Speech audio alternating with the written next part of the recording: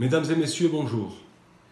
Au lendemain de ce premier tour des élections municipales, je vous remercie pour la confiance que vous nous avez témoignée. Dans le contexte de crise majeure, je remercie toutes les Carsoises et tous les Carsois qui se sont déplacés pour aller voter et permettre ainsi à la démocratie de s'exprimer à Carcès. Rendez-vous compte que dans notre village, plus de 60% des électeurs ont tenu à faire savoir leur envie de changement et 65% des votants ont désavoué le maire sortant.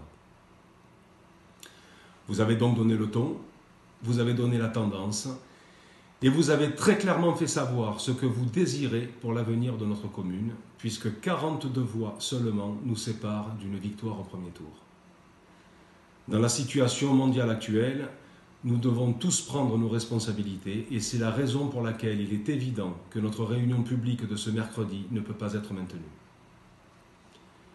Sachez que notre équipe, celle que vous avez choisie, restera inchangée, tout comme notre programme, sans aucune alliance contraire à notre éthique et aux engagements que nous avons pris devant vous.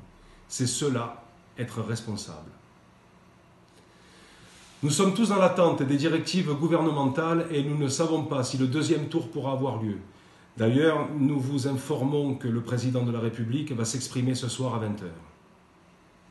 Aujourd'hui, ce qui est essentiel, c'est d'être solidaires et unis face à cette crise, bien au-delà de l'enjeu des élections. Mon équipe et moi-même sommes mobilisés face à cette crise et nous nous engageons à relayer uniquement les informations officielles le plus rapidement possible via notre page Facebook Carcès Ensemble et notre site internet carcessensemble.com sur la situation nationale.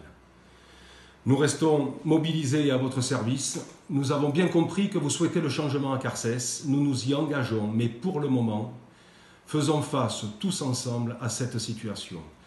Restons unis, restons dignes et bon courage à tous.